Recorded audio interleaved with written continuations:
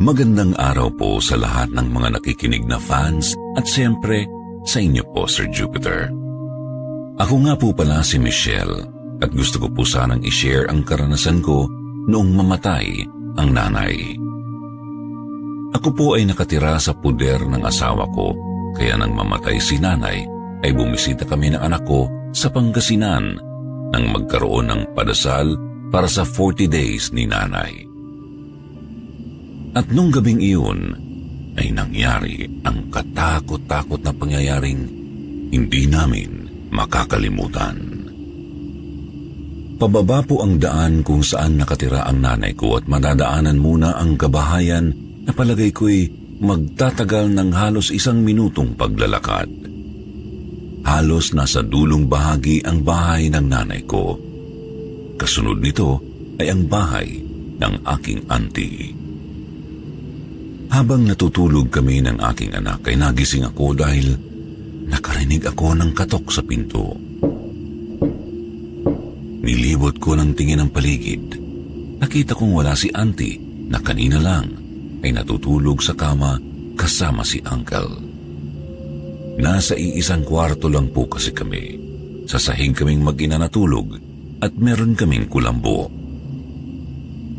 Bago po makapunta sa bahay na tinutulugan namin ay madadaanan ang isang poso kung saan doon kami nag-iigib ng tubig.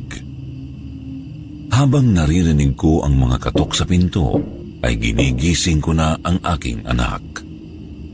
Medyo nakakakilabot po kasi ang mga katok na yon. Mabagal na parabang nagbibilang bago muling sundan ang unang katok. Nang magising na ang anak ko, ay tinanong ko siya ng pabulong kung naririnig niya ba ang kumakatok. Pupungas-pungas siyang tumango sa tanong ko. Pagkatapos ay hinintay namin kung sino ang magbubukas ng pinto at papasok sa kwarto. Maya-maya po ay mas lalo kaming natakot. Naririnig na namin kasi na parang binubomba ang puso. Madaling araw na po kasi at wala namang mag-iigib ng ganoong oras. Nang matapos ang pagbubomba sa puso, ay nakarinig kami ng mabagal na paglalakad papunta sa aming tinutulugan. Dinig na dinig ko po ang mabibigat nitong hakbang. Doon na ako nagsisigaw dahil pakiramdam ko ay ibang tao ang gustong pumasok sa kwarto. Narinig ako ng pinsan ko at dali-daling pumunta sa amin ng anak ko. Mabilis na pumasok ang pinsan ko sa kwarto at tinanong kung napapano raw ba ako. Inakala po niyang hinihika daw ang aking anak. Umiling ako sa kanya at hindi makapagsalita ng maayos. Pautal-utal kong tinanong kung nasaan sina auntie at uncle. Sinabi niyang maaga raw silang nagpupunta sa palengke para mamili. May kalayuan po kasi ang palengke sa aming lugar. Tapos tinanong ko kung sino ang nagbobomba ng poso. Nakakunot ang noo ng pinsan ko na parang naguguluhan siya. Sinabi na lang niya na baka raw nananaginip lang ako. Kinaumagahan ikinuwento ko sa kanila ang buong nangyari. Nagulat sila. Ang sabi nila, kausapin ko raw ang nanay ko dahil baka siya ang nagparamdam sa akin. Ganoong oras daw po kasi kung mag-ipon ng tubig ang nanay ko noong nabubuhay pa siya. Huwag ko raw takutin ang aking sarili. Sir Jupiter, dama ko rin ang takot dahil noon lang ako nakaramdam ng ganoon. Pero dahil inisip ko na baka nga ang nanay ko yun, kinausap ko po siya sa may poso. Sinabi kong huwag nang magparamdam sa amin ng apo niya at ipagdadasal ko ang kanyang pagtawid. Nang matapos po ang dasal namin para sa nanay ko, ay umuwi na po kami ng anak ko sa lugar namin. Dito ko na po tatapusin ang aking kwento. Sir Jupiter, marami pong salamat sa pagbasa sa aking kwento.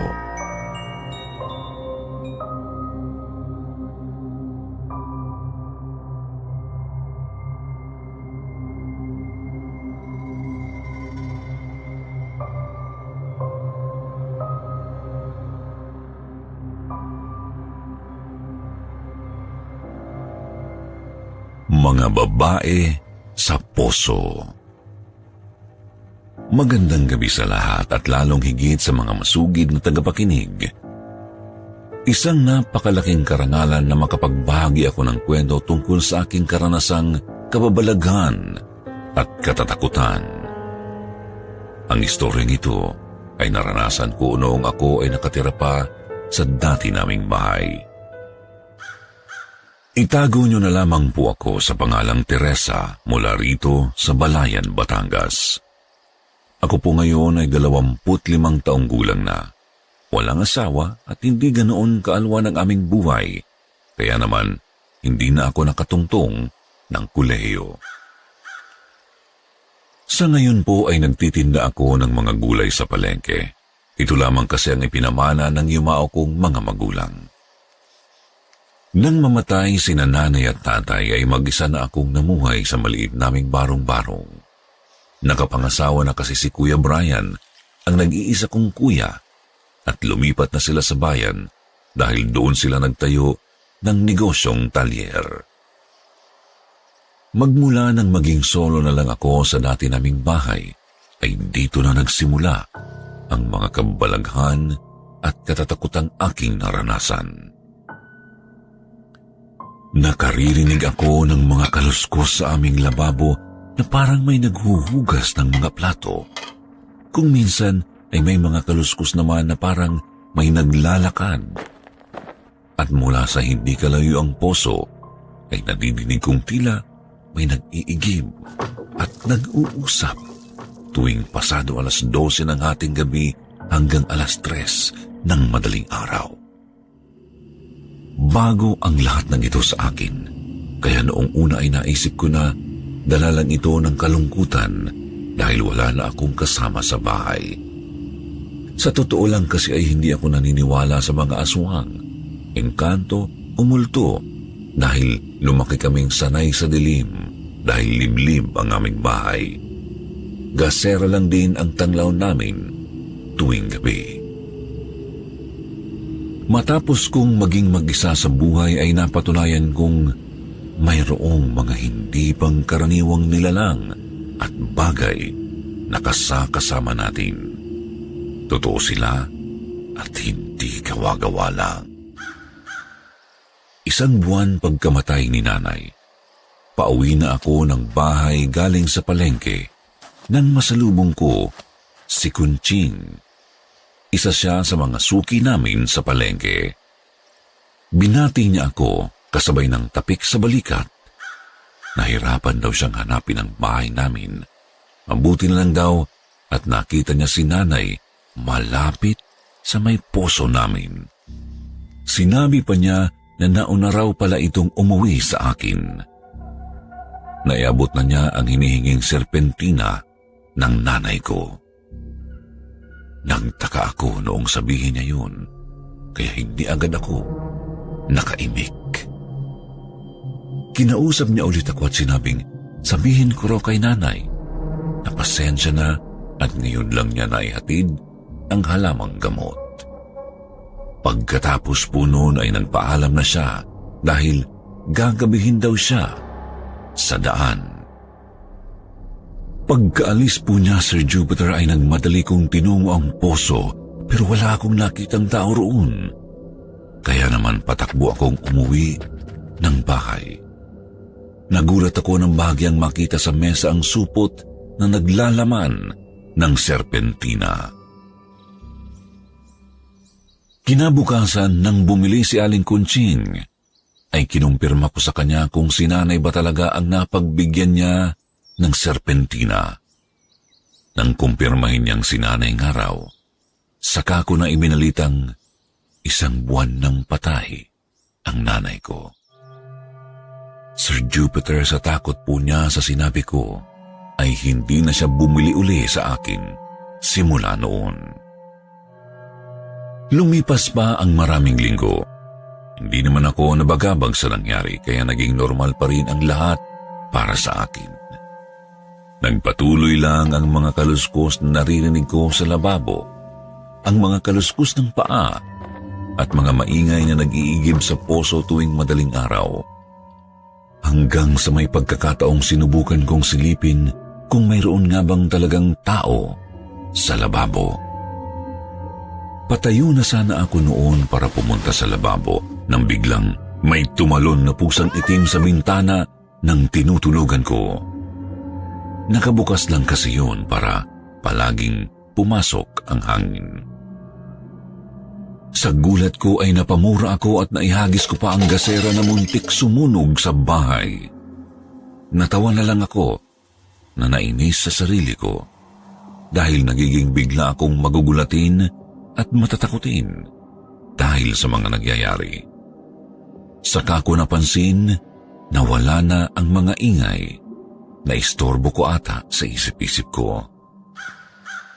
Ilang araw ang nagdaan pagkatapos noon ay pasadyang dumaan si Kuya sa palengke para kumustahin ako. Naikwento ko rin sa kanya ang naging karanasan ko at ni Aling Kunsing sa mga nakalipas na linggo. Tila hindi naman nagulat si Kuya Brian sa aking mga ikinuwento. Nagsabi lang siya na palagi akong manalangin at mag-ingat. Pinayuhan niya rin ako na lumipat na sa bayan at ibenta na lang ang aming bahay. Para lang matigil siya ay nagsabi na lang ako na pag-iisipan ko. Lumipas na naman ang gabi. Kinailangan kong bumangon ng maaga dahil maaga rin kaming maghahango ng mga gulay. Pasado 3:00 nang mag-ayos ako at maglinis ng katawan para makalarga na. Subalit dahil sa ubos na ang nakaimbak na tubig sa banyo ay saglit akong pumunta sa poso para mag-igib. Binitbit ko ang gasera dahil nawalan ng baterya ang flashlight na lagi kong ginagamit tuwing maglalakad ng gabi. Habang naglalakad papunta sa poso ay bigla na lang sumagi sa isipan ko ang babaeng napagbigyan ni Aling Kunching ng serpentina. Naisip ko yun dahil nadinig ko na naman kasi ang tila nag-uusap sa bandang posohan. Nang malapit na ako roon ay naaninag kong may 2 babae na nakatalikod sa akin at nakatayo ng paharap sa poso na tila nagbubungis-ngisan. Nakasuot sila ng mahabang puting bestida, mahahaba ang buhok at parang bang mapuputla ang kutis. Mga nakayapak lamang sila at basa rin ang damit, pati ang buong katawan.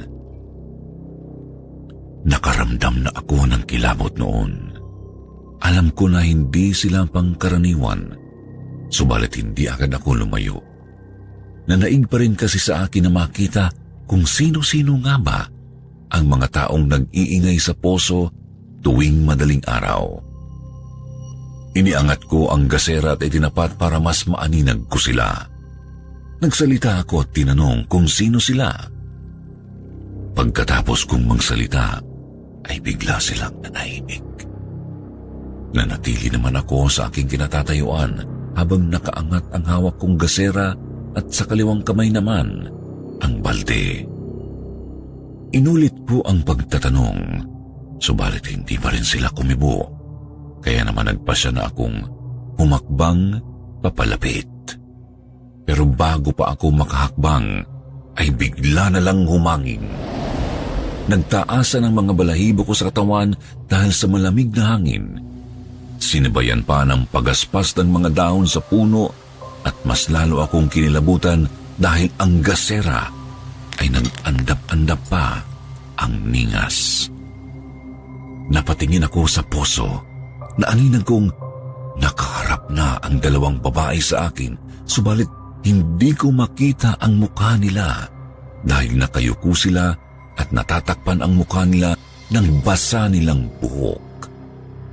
Mas lalong nanindig ang balahibo ko nang tuluyang namatay ang gasera. Agad ko itong sinindihan at laking gulat ko nang pagbalik ng liwanag ay nasa harap ko na ang 2 babae.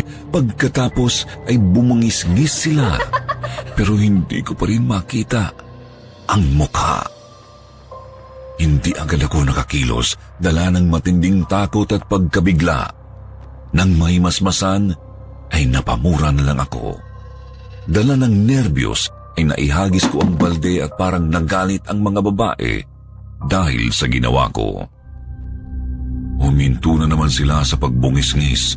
Napalitan yun ng ungol. Parang isang aso na handang manakmal.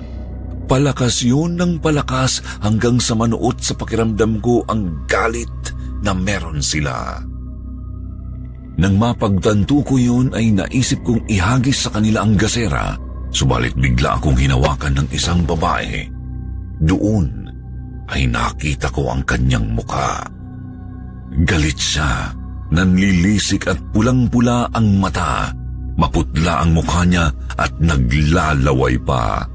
Hindi kinaya ng tapang ko ang kanyang mukha, kaya nagpumiglas ako habang sumisigaw ng saklolo kahit pa alam kong walang makaririnig sa akin ng oras na yun. Sa sobrang takot ay napapikit ako, napaluha at naihina rin. Nang makapiglas ay dali-dali akong tumakbo pa uwi ng bahay. Hindi na ako naligo sa sobrang pagnanasa kong makaalis sa lugar na iyon. Pumunta ako sa palengke na lutang dahil sa mga nangyari. Nang mag-umaga na, ay pinuntahan ko si Kuya Brian at kinuwento ang lahat sa kanya. Nagpasya kaming ibenta ang bahay sa murang halaga, subalit bago yun, ay pinabindisyonan muna namin ito, pati ang poso. Doon ko nalaman ayon sa iba naming kapitbahay na ang nakikiigib sa amin ay matagal na nilang alam na mayroong mga kaluluwang namamalagi sa lugar na iyon. Ikinuwento rin sa akin ni Kuya Brian na ayon mismo kay tatay, noong bata pa raw ako nang bungkalin daw ang lupa para tayuan ng poso, ay mayroong nahukay na 2 kalansay. Marahil yun nga ang mga babaeng nagpapakita sa poso. Kung ano man ang kanilang dinanas, ay sana manahimik na sila dahil sa napabindisyonan na namin ang lugar. Sa ngayon ay pansamantala akong nakatira kina Kuya Brian habang patuloy na nagtitinda ng gulay, naghahanap ng bagong bahay na titiran ko. Nawa ay maging aral din sa ating mga tagapakinig ang aking karanasan na kailangan din nating paniwalaan ang mga bagay na hindi pangkaraniwan. Hindi lang tayo ang nilalang na naninirahan dito sa mundo.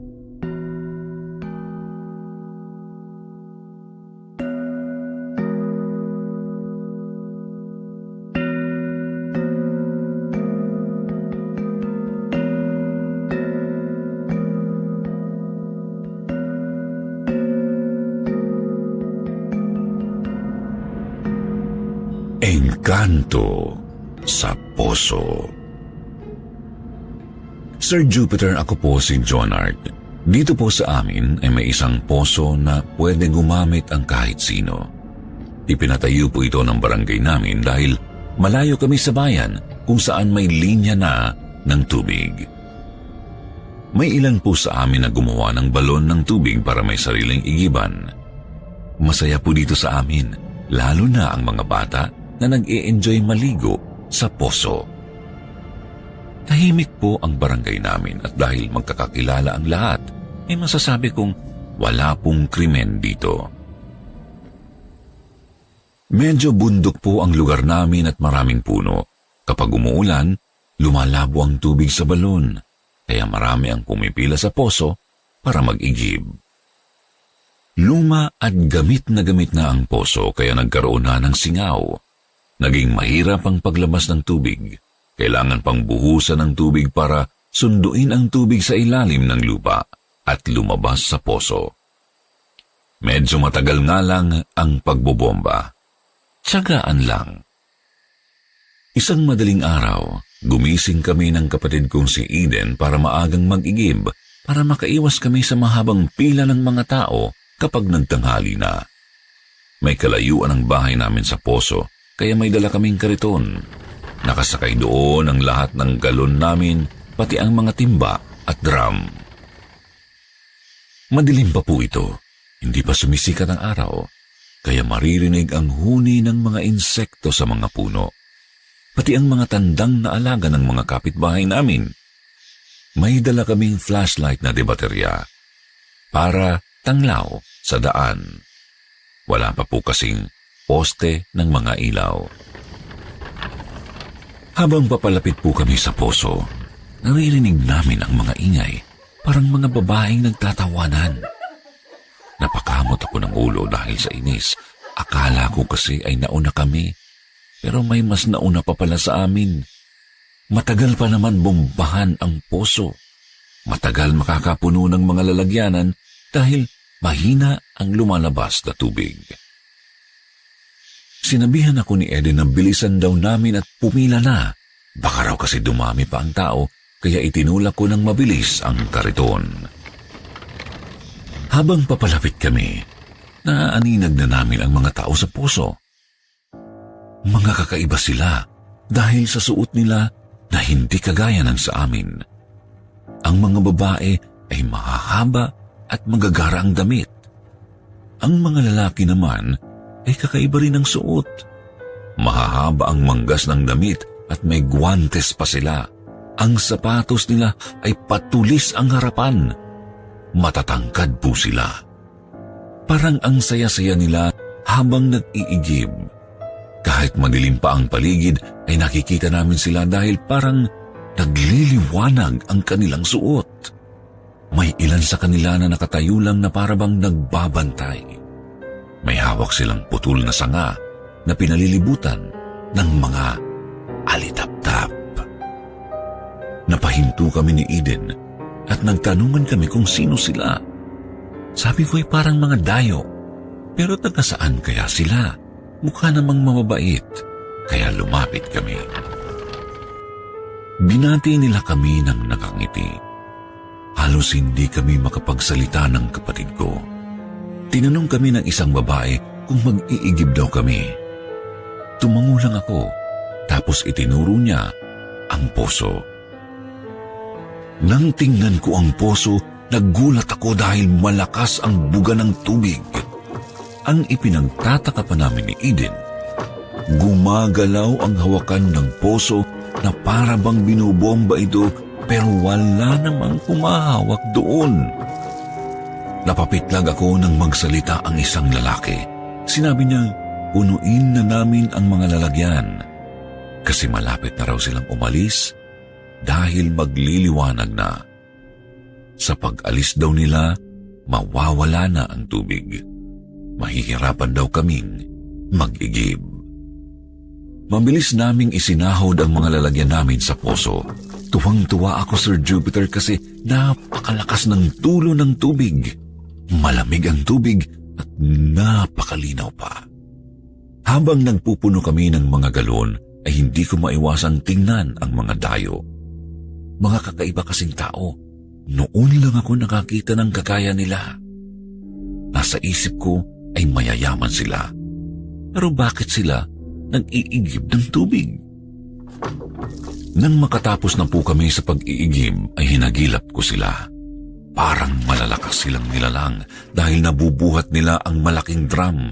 Pinapasan lang nila ito, pati ang mga babae ay nagpapasan din. Tumingin pa ang babaeng kumausap sa akin bago niya buhatin ang drum.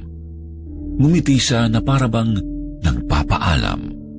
Ngumiti rin ako at nagawa ko ng makapagsalita ng salamat po kasi hindi kami napagod sa pagbomba ng poso.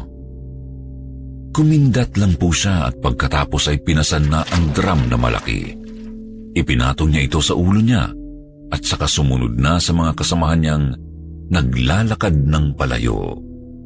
Tinatanglawan sila ng mga kasamahan nilang may dalang sanga ng kahoy na nagliliwanag. Tinitingnan namin ni Eden kung saan sila liliko, pero tuloy-tuloy lang sila sa paglakad hanggang sa unti-unting lumabo sa paningin namin. Bago pa lumiwanag, ay naglaho na sila. Nagkatinginan pa kami ni Eden. Nagulat pa kami ng kapatid ko nang biglang tumunog ang bomba. Tumaas na pala ang hawakan nito. Dumikit na sa katawan ng poso. Hindi na ito gumagalaw mag-isa. Wala na rin ang malakas na tubig na lumalabas sa poso. Bago pa may dumating na mga tao ay nagsimula na kami ni Eden na itulak ang kariton namin. Habang kami ay papauwi, nagtatanungan pa rin kaming dalawa kung sino pa sila. Pero sinabi ko sa kapatid ko na sa amin na lang kung ano ang nakita namin. Hindi namin ikikwento sa iba, baka kasi hindi kami paniwalaan. Naisip ko rin ang daan na pinuntahan nila ay walang kalsada. Papunta yun sa gubat.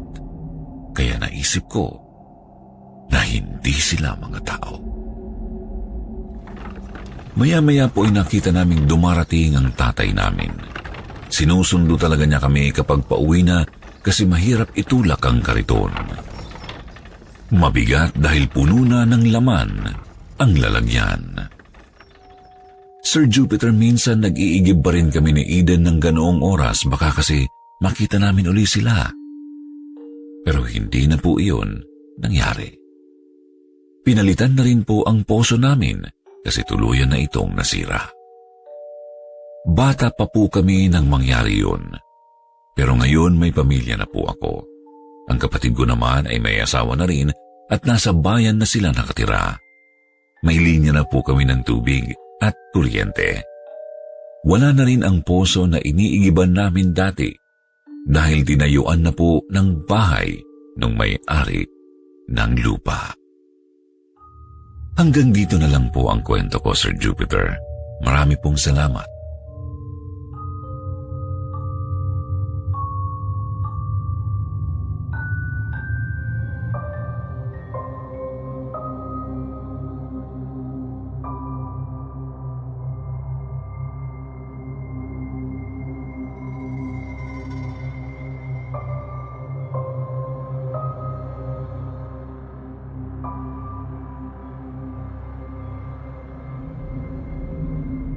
Magandang gabi, Sir Jupiter. Ako po pala si Jog. Itong ikikwento ko ay nangyari noong ako ay 12 anyos pa lang. 36 na ako ngayon. Ang kwento ko pong ito ay para sa kaibigan ko, Sir Jupiter. Mag-aalas 5 na at nagsimula ng pumatak ang ulan. Nasa kubo ako noon sa may manggahan ni Lolo Pio, pinsan ng lolo ko. Matandang binata po siya. Doon ako palaging nagpapalipas oras dahil masarap ang simoy ng hangin. Habang naroon ako, ay biglang dumating si Ronald, ang kababata ko. Inakbayan niya ako pagkatapos ay binulungan na mag-ghost hunting daw kami sa may paaralan namin. Tumanggi ako kasi matatakotin ako. Inisip ko rin na baka pagtripan lang ako at iwanan sa eskwelahan. Bigla ko rin naisip na baka maiwan ang kaluluwa ko sa lugar dahil may nalaman akong may nangyaring ganoon nang maglaro din ng ghost hunting. Kailangan daw sunduin ang kaluluwa gamit ang damit na sinuot nang siya ay mawala. Dahil sa haka-haka na iyon, naging ganoon na ang paniniwala dito sa amin, Sir Jupiter. Matapos ko siyang tanggihan ay tumayo na ako para umuwi. Pero pinigilan niya ako. Ang sabi niya, kasama naman daw namin si Elsa. Alam niyang crush na crush ko si Elsa, Sir Jupiter. Ang sabi pa niya, mapapansin daw ako nito kapag sumama ako dahil ipagpapartner niya raw kami. Dahil doon, Sir Jupiter, ay pumayag na ako. Aaminin kong kinikilig ako sa kalokohan ng kaibigan ko. Dahil laro lang naman ito, at malay ko ba kung talagang may multo kaming makukuha. Inisip kong hindi naman siguro ito mapanganib. Kahit umuulan nang dumating ang hapon ay pumunta kami sa eskwelahan. Sa bakod kami dumaan sa may likod ng eskwelahan, kung saan mapuno at matalahib. Tumalon kami doon at nag-trespass. Naroon din sa lugar na yon ang incinerator at tambakan ng mga basura na naipunan na ng tubig ulan. Hindi naman ganon kataas ang bakod, kaya madali kaming nakaakyat. Habang patalon-talon kaming dalawa ni Ronald sa mga tambak ng basura, nagtanong siya kung naaalala ko pa raw ba yung batang nalunod sa may basurahan noon. Ewan ko, pero dahil sa sinabi niya, ay kinilabutan ako. Binilisan ko ang pagtakbo at pagtalon sa bakod. Inunahan ko siya sa may covered walk papuntang main building. Narinig ko na lang ang malulutong niyang pagtawa at sinabing nagbibiro lang naman daw siya. Kinantsawan pa niya akong napakaduwag daw. Sinuntok ko ang balikat niya nang maabutan ako sa covered walk. Pinagtawanan lang niya ako ulit at saka inakbayan. Hinatak na niya ako papunta sa main building. Mula sa dinaanan namin, una naming madadaanan ang laboratory. Habang naglalakad kami ay nagsalita na naman siya. Tinanong niya ako kung alam ko raw bang may babaeng umiiyak sa laboratory. Siniko ko siya sa tadyang at tiningnan ng masama habang umaaray sa sakit. Hindi ako naawa sa kanya. Naiinis na ako sa pananakot niya pero tatawa-tawa lang siya. Katabi lang ng laboratory ang faculty room. Nasa mahabang hallway kasi ang mga yun. Sa kaliwang bahagi ay ang library. Sa bandang kanan naman ang laboratory at faculty. Sa dulo, pagkaliko, pakaliwa, ay papunta naman sa library. Diretso yun hanggang sa clinic, tapos may hallway sa kanan, papunta sa main building. Paliko kami papuntang main building nang makarinig kami ng kaluskos mula sa faculty. Kaya walang habas kaming tumakbo. Maya-maya ay napansin namin na papunta na pala kami sa second floor ng main building. Tumigil lang kami sa pagtakbo nang makarating kami sa second floor. Nakahawak ako sa tagiliran ko kasi sumasakit na ito dahil sa pagod. Umaambon na nang tingnan ko ang paligid. Magtatakip silim na rin ng oras na yun. Nang umayos na ang paghinga ko ay inaya ko si Ronald na umuwi na. Ayaw ko nang ituloy ang ghost hunting. Saka alam ko na pinagtitripan niya lang ako kasi wala naman si Elsa.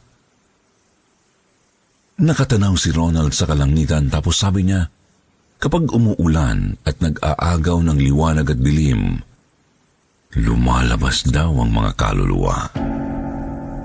Kinikilabutan ako sa mga sinasabi niya kaya hinablot ko na ang braso niya at hinila siyang pababa ng hagdan. Pagkatapak namin sa pangalawang baitang pababa ng hagdan, ay nakarinig kami ng umiiyak na babae. Ang iyak niya ay papalapit sa kinaroroonan namin. Hindi na namin hinintay pa ang susunod na mangyayari, Sir Jupiter. Tumakbo na kami pababa ng main building. Nauna na ako sa ibaba at hindi ko namalayan na nasa basurahan na pala ako. Lumingon ako para tingnan si Ronald kung nasaan na, pero wala siya sa likuran ko. Hindi siya sumunod sa akin. Nag-alangan akong bumalik kasi iniisip kong baka pinagtitripan lang talaga niya ako. Pero matapos kong hintayin siya ng ilang minuto, ay nagpasya akong bumalik. Pagkarating ko sa main building, nangilabot ako nang may makita akong nagpuprosesyon sa kabilang parte ng baseball field namin. Hindi ako makagalaw dahil sa takot. Nakatuon lang ang mga mata ko sa mga nagpuprosesyon. Sa harap ng mga nagpuprosesyon ay may lalaking nakaputing damit at may hawak na parang litrato. Mga babaeng nakabelo ng itim naman ang nakasunod sa kanya. 4 na linyang tig-3 na magkakasunod ang hanay nila. Tapos ang mga nakadamit ng puti naman na mga bata ang nasa likuran ng mga nakabelo. Ramdam ko ang butil-butil kong pawis na nalalaglag mula sa noo ko. Tumatambol ang puso ko dahil sa kaba at takot. Yung prosesyon ay papunta na sa kinaroroonan ko. Habang papalapit sila ay dinig na dinig ko ang kanilang mga panaghoy. Mas lalo akong binalot ng takot. Naistatwa ako. Nang malapit na sila sa akin, ay sinubukan kong huwag tumitig sa kanila. Ganun kasi ang bilin ng matatanda sa amin, huwag makipagtitigan sa mga hindi kilalang nilalang kasi isasama ka raw nila. Sinubukan kong ibaling sa iba ang paningin ko kasi ramdam kong nakatitig sila sa akin. Maya-maya ay huminto rin ang kanilang panaghoy. Maya-maya ay tiningnan ko sila para malaman kung tama ang hinala ko. At tama nga ako, nakatitig sila sa akin at marahang lumapit ang isa sa mga nakabelo. Pumikit ako ng mariin. Sinimulan kong dasalin ang ama namin. Nanginginig na ang tuhod ko, pati ang mga kamay ko. Kaunti na lang ay babagsak na ang katawan ko sa sobrang takot at nerbiyos. Hindi pa rin ako nagmumulat pero ramdam ko ang presensya ng nakabelo sa harapan ko. Hindi ko na napigilan at sinabi kong huwag niya akong sasaktan. Tapos, sumagot siya kung bakit daw niya ako sasaktan at kung ano daw ang ginagawa ko sa paaralan ng ganong oras. Nagmulat ako ng mga mata, saka ko lang nakilala na si Lola Dilay ko pala yun, nanay ni Papa. Napayakap agad ako sa kanya at umiyak ng umiyak. Naiihina ako sa takot pero pinipigilan ko lang. Akala ko talaga mga multo sila kanina. Pinakalma muna ako ni Lola tapos lumapit na rin yung iba sa akin. Tinatanong nila ako kung anong ginagawa ko sa eskwelahan ng ganoong oras. Kaya ikinuwento ko sa kanila ang nangyari. Pero ako pala ang magugulat, Sir Jupiter, kasi imposible raw nakasama ko si Ronald. Kasi kahapon pa raw ito nawawala. Nalunod daw ito sa ilog.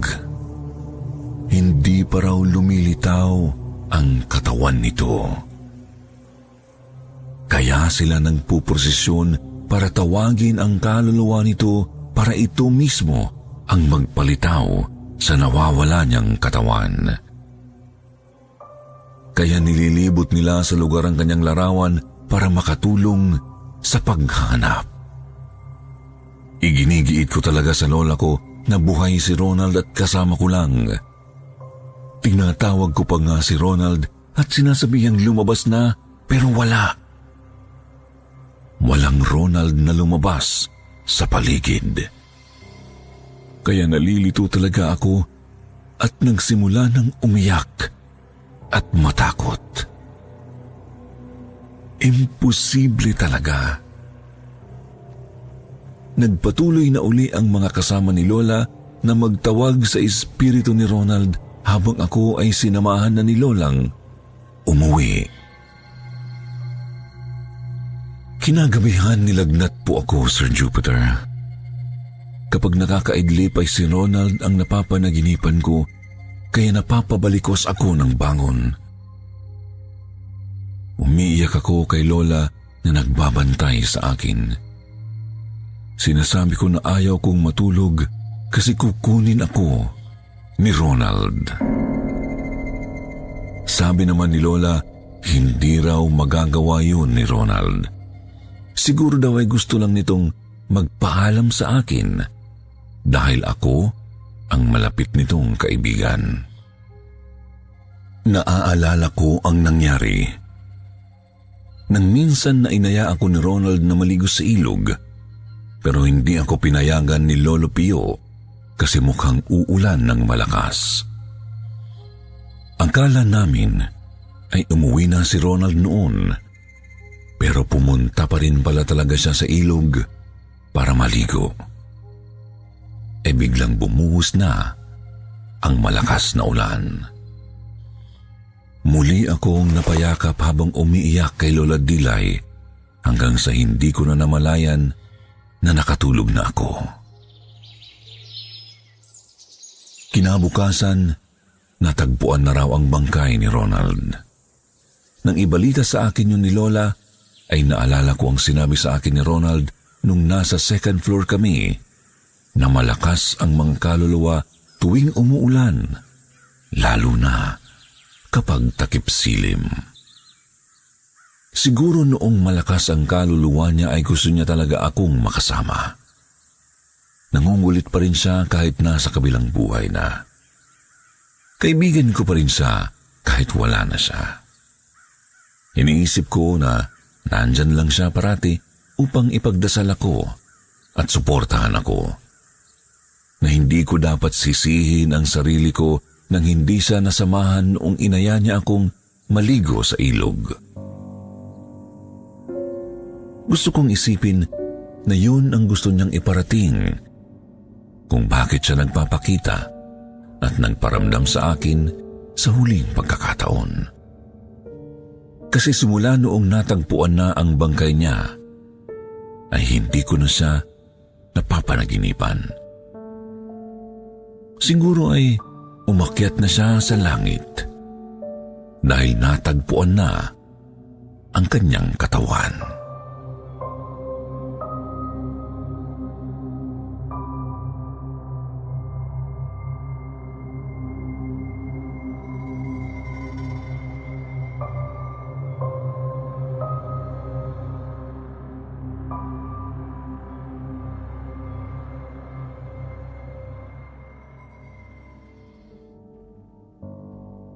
Pagtawag sa kaluluwa.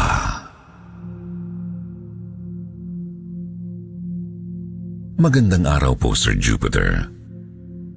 Itago niyo na lang po ako sa pangalang Thelma.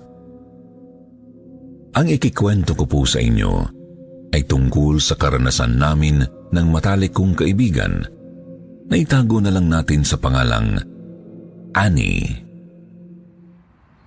Nangyari po ito noong nag-aaral pa lang kami sa college. Magkasama po kami sa isang boarding house para mag-bed space dahil malayo ang bahay namin sa school. Sinubukan din namin na mangupahan para maging independent. Mula po high school, ay magkaibigan na kami ni Annie. Maganda po talaga ang kaibigan ko at mistisa. Ligawin po siya sa school namin at binansagan na nga siyang campus crush.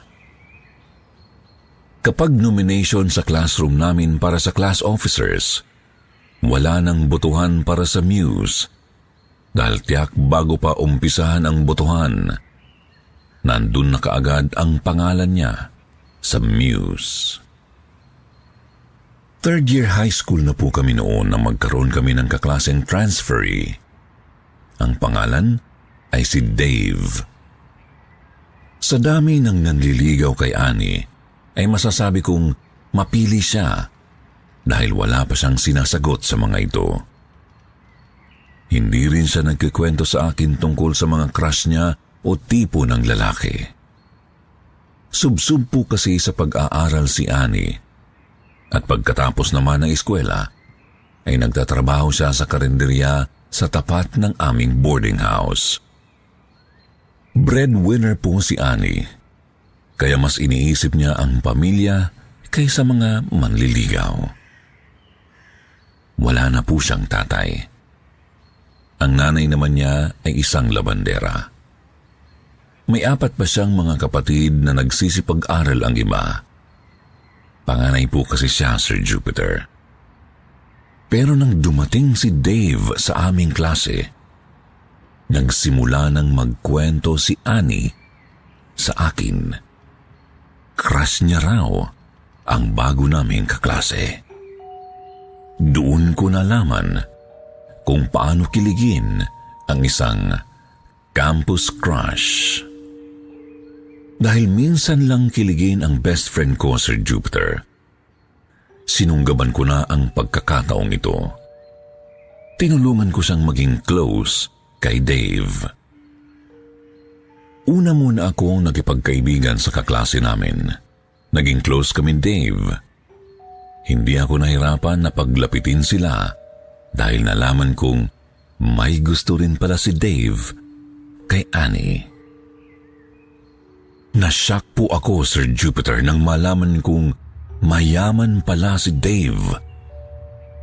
Nakikilala raw niya si Annie nang minsang masira ang motor niya sa tapat ng karinderya. Galing daw siya noon sa racing kasama ang ilang mga kaibigan. Kumain pa raw sila sa karinderya kahit hindi siya kumakain sa ganoong lugar. Gusto raw kasi niyang makilala si Annie. Sa kakastok daw niya sa kaibigan ko, nalaman niya kung saan ito nag-aaral, kaya nagpasya siyang mag-transfer para mapalapit.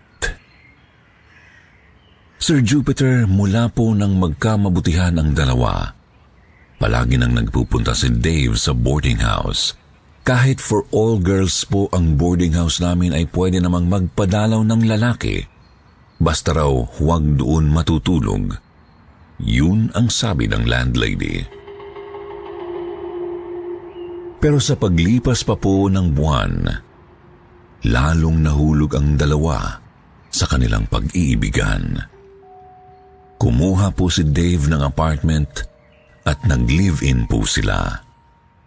Sa malapit lang din po ito sa boarding house dahil ayaw iwanan ni Annie ang trabaho niya sa karinderya. Kahit suportado naman ni Dave ang pangangailangan at gastusin ng pamilya niya. Mayaman po talaga si Dave, Sir Jupiter. 3 po silang magkakapatid at siya ang bunso kaya sunod sa layaw. Pero hindi po alam ng magulang ni Dave na nagli-live-in sila. Araw po ng Sabado, hindi ako umuwi sa amin. Doon po ako nagpalipas ng araw sa apartment nila. Wala po noon si Dave dahil umuwi sa kanila. Ang sabi ni Dave sa amin, busy sa negosyo ang magulang niya, kaya wala ng oras para alamin kung ano raw ang pinaggagawa niya sa buhay. Maya-maya ay may kumakatok sa pinto ng apartment. Nagkatinginan pa kami ni Annie at kinabahan dahil malalakas ang pagkatok na parang gustong magwala. Pinigilan ko si Annie sa tangka nitong pagbukas sa pintuan kaya sinilip muna namin sa bintana kung sino ang kumakatok. Nakita namin ang isang mayamang babae. Mayaman talaga dahil sa suot nito. Nakita rin namin ang nakaparadang mamahaling kotse sa tapat ng apartment. Inisip namin na ito ang nanay ni Dave, kaya binuksan ni Annie ang pinto. Para pong nasa teleserye ang sumunod na naganap sa loob ng apartment. Nanliit ako mula sa ulo hanggang paa na pagmumura ng nanay ni Dave kay Annie.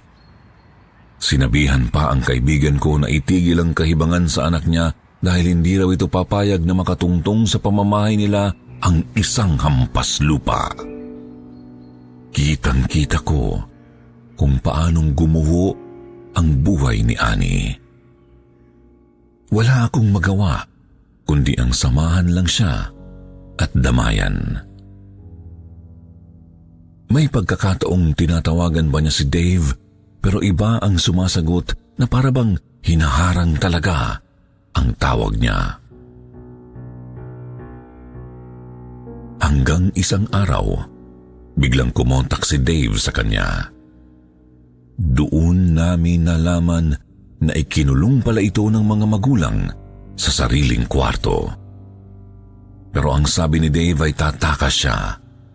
Nag-set siya ng araw at oras, pati kung saan sila magkikita. Nasa tagpuan kami ni Annie at hinihintay ang pagdating ni Dave. Hanggang maya-maya ay tumatakbo itong palapit sa amin. Dumistansya ako sa kanila, Sir Jupiter, para magkaroon sila ng moment. Mula sa kinaroroonan ko ay tinatanaw ko pa sila habang nag-uusap. Pero may napansin akong kakaiba kay Dave. Para siyang unti-unting lumalabo sa paningin ko. Kinusot ko pa ang mata ko ng aking kamay, saka ko siya tiningnan ulit. Sa pagkakataong iyon, Sir Jupiter, nakita kong wala siyang ulo. Halos hindi ako makahinga sa nakita ko kaya tumalikod ako sa kanila. Maya-maya ay narinig ko na lang si Annie na sumisigaw. Nagagalit siya kay Dave. Nang ibalik ko ang tingin sa kanila, nakita kong itinataboy na ni Annie si Dave palayo. Hindi ko alam kung ano ang naging usapan nila. Nakita ko na lang na umalis na si Dave. Umiiyak siya. Napaupo naman si Annie habang humahagulgol, pero ang atensyon ko ay na kay Dave. Hindi ko alam kung malikmata lang lahat, pero umalis siyang walang ulo sa paningin ko at naglalakad na nakalutang ang paa sa lupa. Hindi po nakalapat ang paa niya sa lupa, Sir Jupiter. Tumindig ang balahibo ko sa takot. Alam kong may mali. Hindi ko na ito naikwento pa kay Annie hanggang sa umuwi kami. Iyak pa rin siya ng iyak. Sinabi niya na kaya raw nakipagkita si Dave sa kanya ay para magpaalam. Sir Jupiter, 4 na araw nang umiiyak si Annie at kitang-kita ko kung paanong gumuho ang mundo niya. Nagmamahalan silang dalawa pero magulang ang siyang humahadlang. Ayaw po ng magulang ni Dave kay Annie dahil mahirap lang ito. Hindi ko alam kung paano tutulungan ng kaibigan ko na makamove on ng mga oras na yun. Kaya nung sinabi niya sa akin na puntahan daw namin si Dave sa bahay nila kasi sobrang miss na niya, hindi ko alam kung bakit ako pumayag.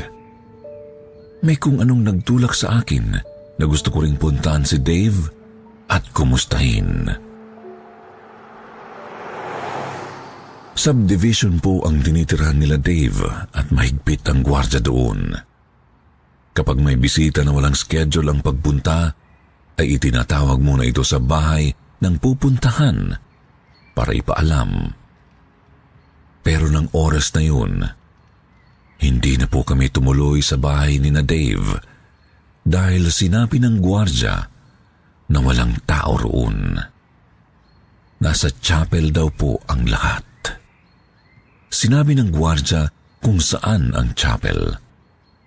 Sa pagmamadali namin ay hindi na namin napakinggan ang sinasabi ng gwardiya Ang nasa isip kasi ni Annie ay baka ikakasal na sa iba ang mahal niya.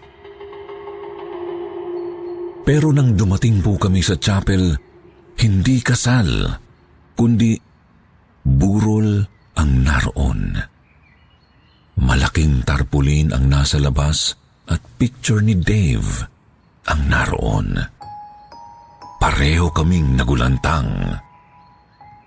Bumalik sa akin ang sandaling nakita ko si Dave na walang ulo. Ang petsa na nakalagay sa tarpaulin ay ang petsa na pagkikita nila ni Annie. Kinausap ko ang isang babae na papasok sa chapel. Tinanong ko kung ano ang ikinamatay ni Dave. Sinabi nito na naaksidente raw sa motor dahil tinatakasan ang mga humahabol sa kanya noong gabi. Sinabi ng Ali na pinahabol daw si Dave ng magulang niya dahil makikipagkita raw sa babae. Sa pagmamadali ni Dave, sumalpok ang motor niya sa barrier ng kalsada dahil iniwasan ang isang truck, pero tumalsik siya sa motor at pumailalim sa truck. Sir Jupiter, noong araw na yun, kahit pagmamakaawa namin sa nanay ni Dave na makita lang sana ito sa huling pagkakataon, ay hindi kami pinayagan. Sinisi pa si Annie dahil sa pagkamatay ni Dave. Ilang taon din bago naka-move on ang kaibigan ko. Saksi ako sa lahat ng paghihirap niya. Ilang beses din po siyang nagtangkang magpakamatay. Mabuti na lang at lagi siyang naisasalba. Sa ngayon po, Sir Jupiter, may pamilya na ako. 35 years old na po ako. Kami pa rin ni Annie ang mag-best friend. Magkasama kaming nagtatrabaho sa isang bangko. Pero hanggang ngayon po, single pa rin si Annie.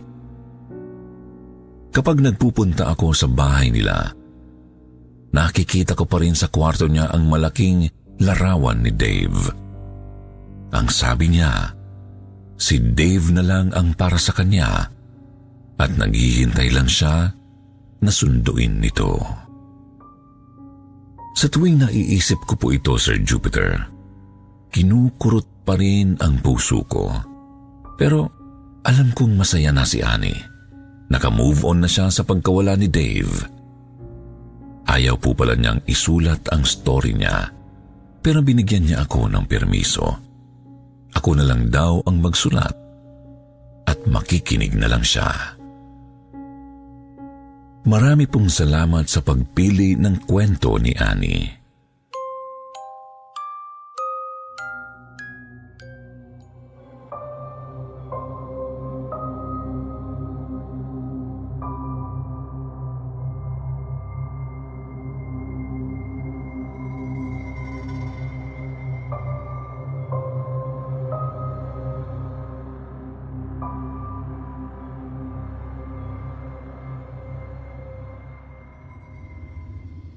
Magandang araw. Kayo ba ay mahilig sa mountain climbing? O kaya ay may karanasan ng umakyat ng bundok kasama ang mga kaibigan o kamag-anak? Ang unang kwento natin ngayon ay tungkol sa karanasan ni Miguel nang siya ay umakyat sa bundok ng Mount Romulo sa Laguna kasama ang mga kaibigan. Bagamat sanay na siya sa ganitong gawain, hindi pa rin siya nakaligtas sa pagpaparamdam ng nilalang sa bundok na kanilang inakyat. Pero sa kanyang karanasan, ipinakita rito na hindi pala lahat ng nilalang ay masama. Meron ding mabuti na ililigtas tayo sa kapahamakan. Sa pag-akyat nila ng bundok, ay doon sinubok ang tapang ni Red. Magandang araw, Sir Jupiter. Itago niyo na lang po ako sa pangalang Red. I'm 40 years old at sa tinagal ko na sa mundong ito ay inaamin ko pong maagang nabuksan ang third eye ko. Since bata pa ako I've been seeing things that before I really can't explain. Anyway, i-share ko lang po ang isa sa mga kwento sa buhay ko na nagpakaba sa akin. Sa tagal ko na pong nakasanayang makakita ng di normal, ay hindi na ako natatakot. Nasanay na rin ako na kasama ito sa pang-araw-araw kong buhay. Mahilig po akong umakyat ng bundok kasama ang mga kaibigan at kaopisina ko. This time, our destination was Mount Thami or Mount Romulo sa Laguna. Kasama ang mga kaopisina at ang girlfriend ko. Sabado ito ng mga 2:00 ng hapon nang makarating kami sa bundok. Bumili na kami ng mga kakailanganin namin sa tindahan na malapit sa paanan ng bundok. Bumili rin kami ng alak at sigarilyo. Sanay na kami sa pag-akyat at pag-alalay sa mga rookie naming kasama. Ganun talaga kami pag nag-aaya ng mga first-timers, maalaga. Ayaw kasi namin na hindi sila maging komportable dahil baka hindi maging maganda ang karanasan nila sa unang pag-akyat at baka hindi na maulit. 3 ang sumama sa amin na baguhan at 6 kaming mga kung tatawagin ay mga vets na. Nakarating kami sa campsite ng mga 5 p.m. or 6 p.m. na. Normally, nakakarating kami sa campsite ng 2 oras kapag kami lang.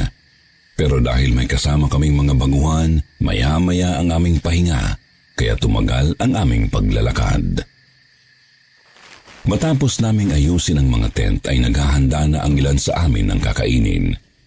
Nag-ayos na ang mga kababaihan sa amin ng pupwestuhan para sa kainan at inuman na rin. Matapos kumain at kwentuhan, ay nag-umpisa na kaming mag-inuman. Nabwisit ako dahil nakakaisang bote pa lang kami ng alak, ay naubusan kami ng chaser.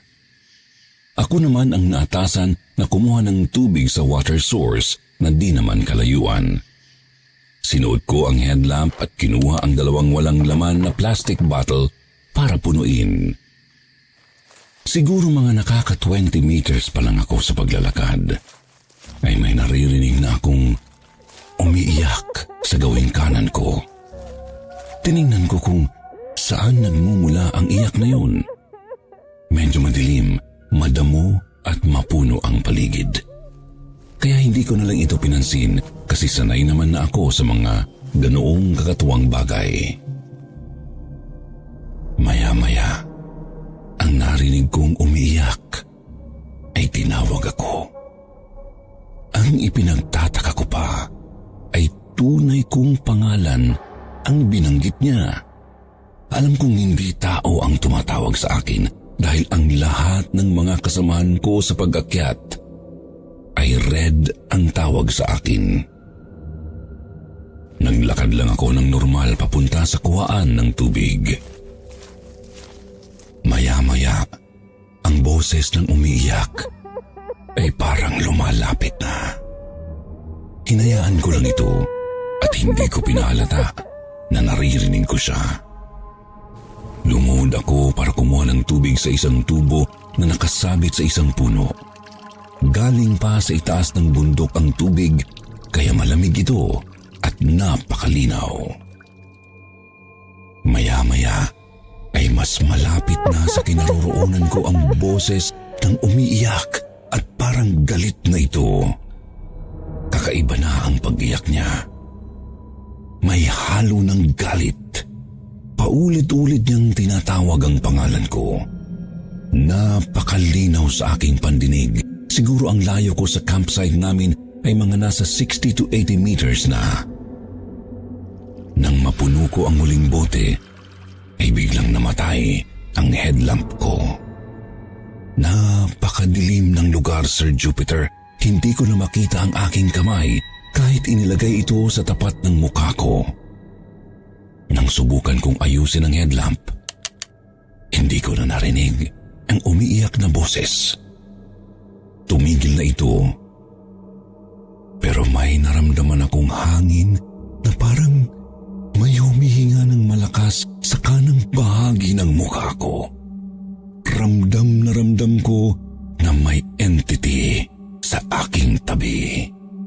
Ramdam ko rin na binabangga niya ako, kaya pilit kong umusod pakaliwa para iwasan siya. Pero dahil may bitbit akong 2 bote at madilim pa ang lugar, kaya ang ginawa ko ay umupo na lang habang inaayos ang headlamp. Sumigaw na ako sa mga kasama ko para humingi ng tulong dahil feeling ko ay tinutuhod na ako sa kaliwa ko habang nakaupo. Pero hindi ako nagpatalo. Tinukod ko ang kaliwang kamay ko at hinayaan na itulak niya ako. Maya-maya pa ay dumating na ang 2 sa mga kasama kong vets. Nakita nila ako at sinabi na may ilaw naman daw ang headlamp ko. Bakit ko raw sinabi na nakapatay ito? Nang dumating sila, Sir Jupiter, nakita ko ngang nakailaw ang dala kong headlight. Kaya sobrang nagtataka ako kung bakit sobrang dilim ng paligid nang ako ay mag-isa. Tumayo na ako at sinabi kong talagang nawala ang ilaw ko. Nagtawanan na lang kami at pagkatapos ay umalis na. Di ko na ikinuwento sa mga kasama ko ang nangyari sa akin, pero ikinuwento ko ito sa girlfriend ko noong nagising kami kinaumagahan. Natakot ang girlfriend ko lalo na nang sinabi kong babalikan ko ang kuhaan ng tubig para kumuha ng babaunin namin pagbaba ng bundok. Pagdating ko sa lugar na yun, ay magkahalong takot at pagkamangha ang naramdaman ko. Naisip ko kung gaano ako katapang. Pagdating ko sa water source na yun, nakita ko sa gawing kaliwa nun, mga ilang hakbang na lang, ay isang malalim na bangin pala ang naroroon. Ikalalaglag ko kung nagpaubaya ako sa takot noong gabi na mangyari iyon. Naisip ko na kung tumakbo ako dahil sa naramdaman ko sa multo o masamang elemento na yun, ay tiyak hindi na ako nakapag-send ng story ko sa inyo ngayon. Maraming salamat po.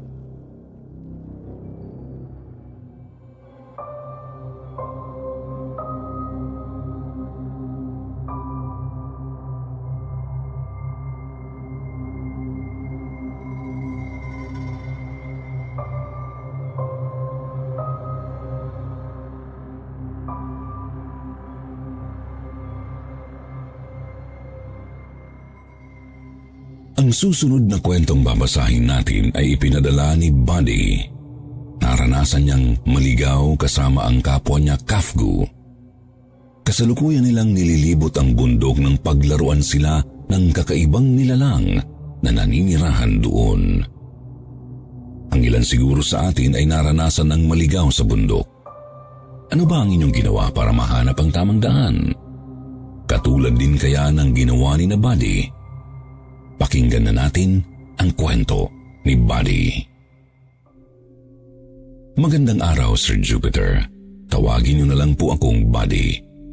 Silent listener niyo po ako at nais ko lang po sanang ibahagi ang aking naranasang kababalaghan noong ako ay isang Kafgu taong 2014. Nang makapasok ako sa serbisyo ay normal naman ang lahat at hindi rin ako naniniwala sa mga kwentong kababalaghan.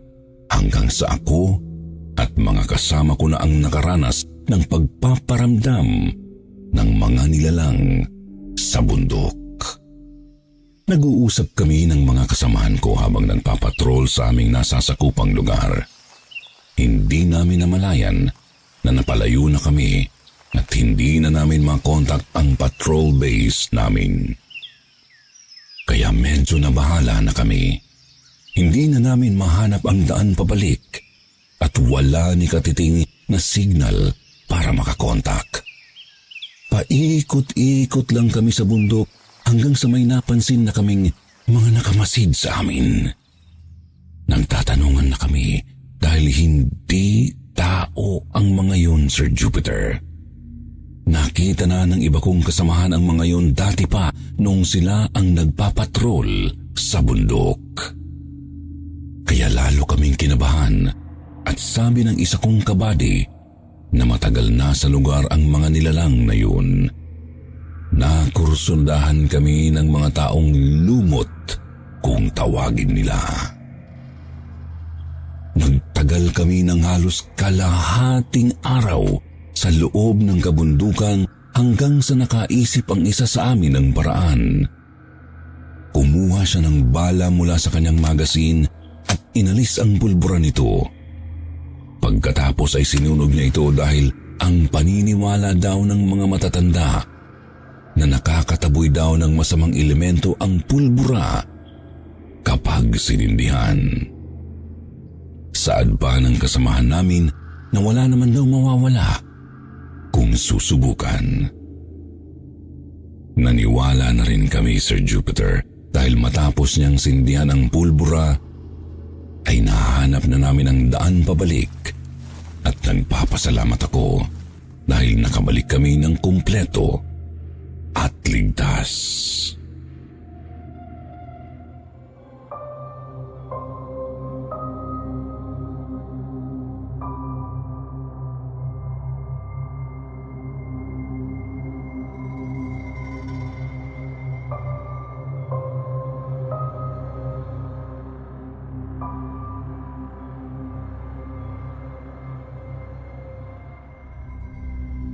Ang huling kwentong babasahin natin ay pinadala ng isang lalaking itago na lang natin sa pangalang The Boy. Magandang gabi sa buong team ng Sityo Bangungot. Naintriga ako sa inyong YouTube channel, kaya bago lang po ako dito. Kakasimula ko lang makinig sa inyo at gusto ko ring magbahagi ng aking mga karanasan. Isa akong cameraman sa isang TV network.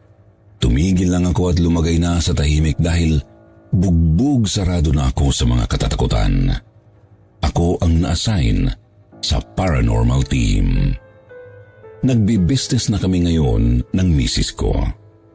Itong ikikwento ko sa inyo ay karanasan ko noong nagpunta kami ng Capiz.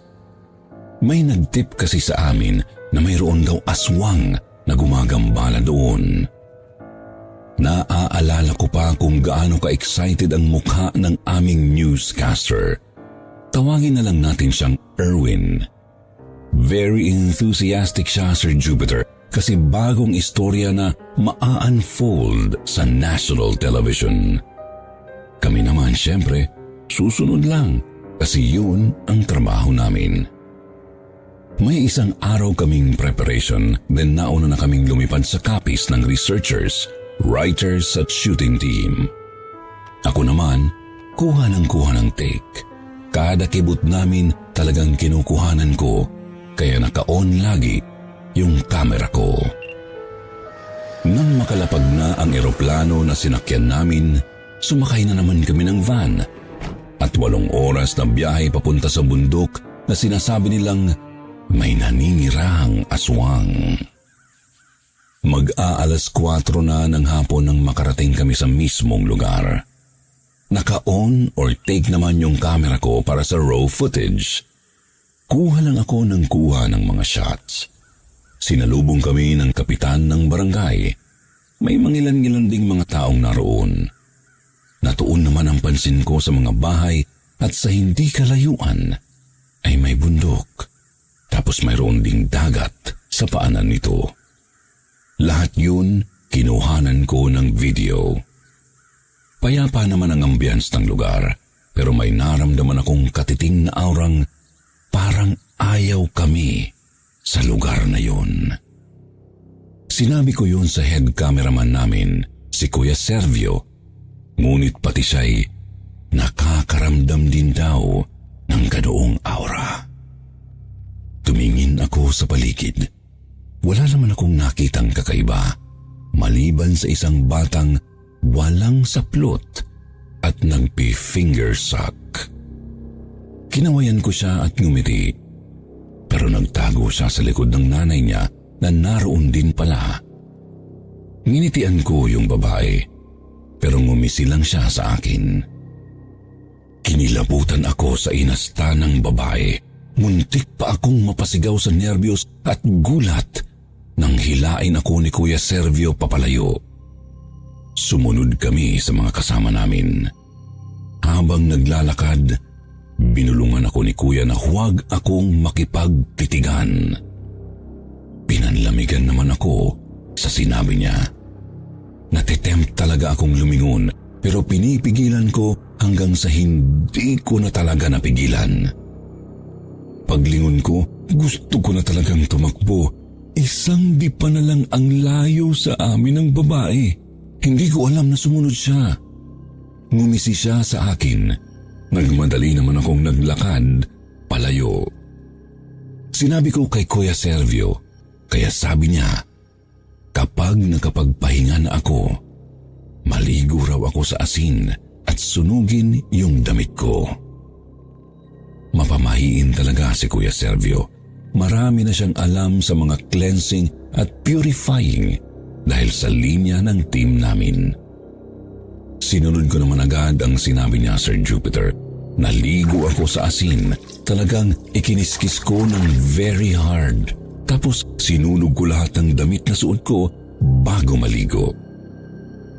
Kahit nang hihinayang ako sa Levi's kong gamit, kaysa naman masundan ang amoy ko, mas nakakatakot yun.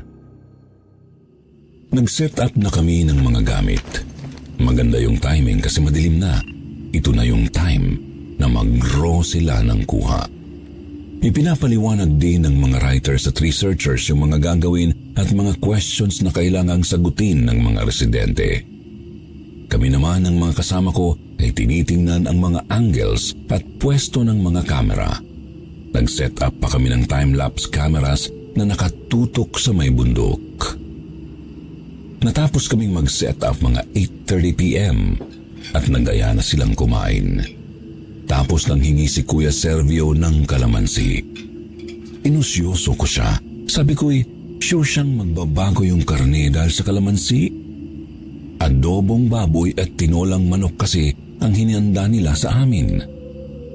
May nilagang gulay din at mga prutas. Biniro ko rin siya na huwag kakain ng itim na pagkain. Tumawa lang si Kuya Sergio sa mga biro ko. Binigyan naman siya ni Cap ng kalamansi. Inabutan niya rin ako ng 3 piraso. Buti na lang, hindi pa ako nakakasubo ng pagkain. Binulungan pa ako ni Kuya ng better safe than sorry. Umupo na kami at nakihalubilo sa mga kasama. Pinigaan ko ng kalamansi ang ulam ko, Sir Jupiter. Buti na lang, hindi nagbago ang ulam. Adobo pa rin at tinola. Maasim na nga lang dahil sa kalamansi, pero masarap pa rin naman. Nang makakain na, naghanda na ang lahat para matulog. Sinilip muna namin yung mga kamera sa labas, pero lahat kami ay nagulantang. Yung mga video recorders namin, nabuwal lahat. Isa-isa naming tinitingnan yung mga kamera. 3 ang nasira. Yung mga naka-timelapse na nakatutok sa may bundok, buti na lang, hindi nasira yung memory card. Ipinasok na namin sa loob lahat ng mga gamit. Inaayos namin yung mga natirang kamera. Sinicheck kung may iba pang sira maliban sa mga galos.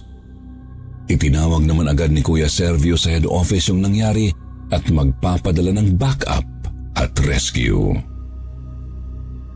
Hindi naman mapakali yung mga researchers namin kahit sila'y nakakaramdam na rin ng hindi tama. Nakikibusisi rin sila sa mga gamit namin.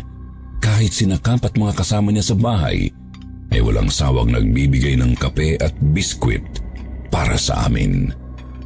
Sinek ni Kuya Sergio yung mga footage galing sa 3 nasirang camera recorders, yung naka-timelapse.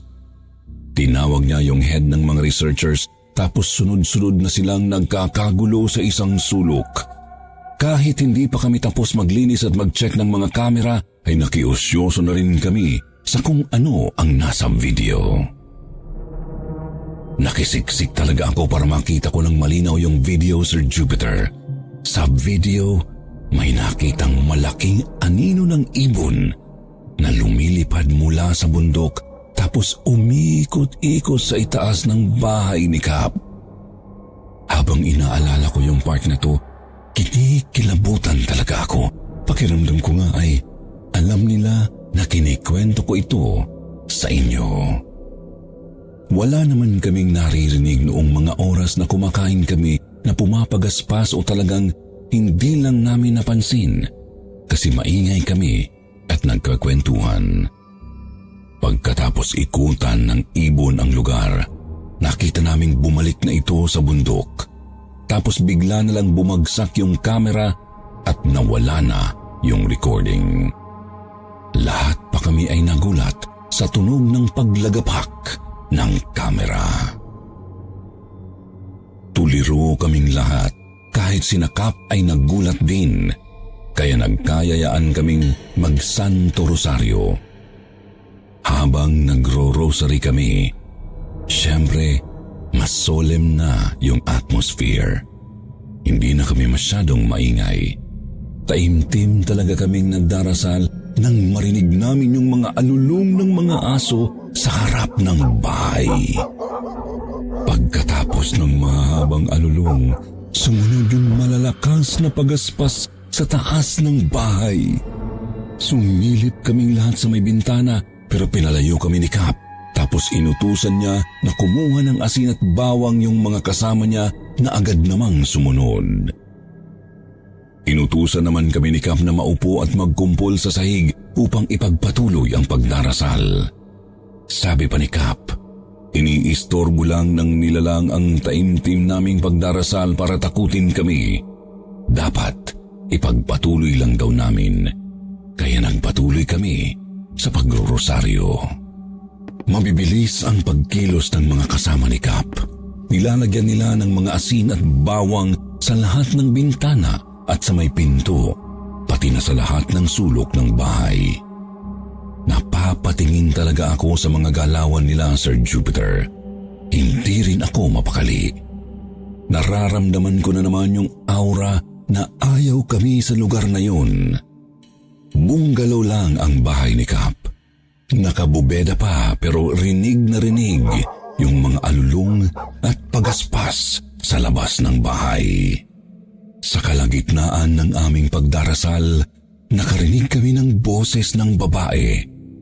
Sabi niya'y burahin daw namin ang mga nakuhanan ng videos. Paulit-ulit na yun ang sinasabi niya sa labas ng bahay. Palipat-lipat ng pwesto at mabilis ang kilos nito. Pati yung pagaspas, mabilis na umiikot sa bahay. Nagtitilian na ang mga kasama namin sa takot. Nakikita kasi namin yung anino ng malaking ibon sa bintana. Umiikot lang sa bahay at sobrang bilis. Hindi namin maintindihan kung anong sinasabi niyang burahin namin. Tapos sabi ni Kuya Sergio, baka yung footage na nakuha sa bundok. Kaya kinuha niya yung laptop kung nasaan yung video. Kahit na masakit para sa amin, kasi napakalaking ebidensya na sana noon sa paranormal activity, pero wala kaming magagawa. Better safe than sorry talaga. Tinanggal na agad niya yung mga memory card pati yung dalawa pa. Dinikdik, dinurog niya talaga yung mga memory cards. Akala namin tapos na kasi nasira na nga yung mga memory cards. Pero isang malakas na kalabog sa bubong ang gumulat sa aming kamalayan. Humiwalay talaga yung kaluluwa ko sa lakas ng kalabog na yun. Pakiramdam ko'y magigiba na yung bahay. Nakaririnding ingit ng yero ang sumunod na narinig namin. Tinatakpan na namin ang mga tainga naming lahat. Tumayo naman si Kuya Sergio. Pinagmumura at pinagbabantaan niya yung nilalang sa bubong. Sabi niya kilala namin siya at susunugin siya ng buhay kapag nakaperwisyo pa. Isang himala at tumigil sa pagkuskus ng yero yung nilalang. Tapos isang malakas na lagabog muli ang narinig namin. Sinundan ng nakaririnding iyak na parang nanggagalaiti. Tapos narinig na lang namin na pagaspas nitong papalayo. Walang nakatulog ni isa sa amin. Talagang nawindang kaming lahat sa nangyari. Bilang pagpapalipas ng oras, naisip kong i-check yung ibang kuha ng mga kamera.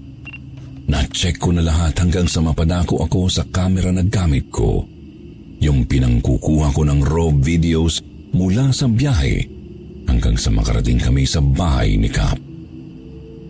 Habang pinapanood ko yun, nagulat ako kasi hindi ko pala na-turn off noong natapos kong kunan yung bundok at dagat. Tuloy-tuloy lang pala sa pag-record yung camera hanggang sa namatay na lang ito dahil nalobat. Sir Jupiter, nanindig ang mga balahibo ko nang makita ko roon ang video ng bata at nanay niya. Kung sa normal na mga mata, normal na mga tao ang nakikita. Pero sa video, maitim sila. Tao pa rin naman sila, pero maitim. Doon ko rin naalala yung sinasabi ng nilalang na burahin. Hindi na ako nagdalawang isip. Tinanggal ko yung memory card at dinurog gaya ng ginawa ni Kuya Sergio. Nilapitan pa nga niya ako habang ginagawa ko yun. Hinawakan niya ang balikat ko. Ramdam ko ang concern niya at ang assurance na tama ang ginawa ko. Kinabukasan, kinansel na namin ang shoot. Hindi na namin ipinagpatuloy ang pag-document. Ayaw na naming ma-experience ulit yun. Buti na lang, pumayag ang network. Marami naman kaming umalma dahil sa karanasang iyon. Marami pong salamat. Ako po ulit si The Boy, asawa ni The Girl. Nagsasabing, better safe than sorry. God bless at more power.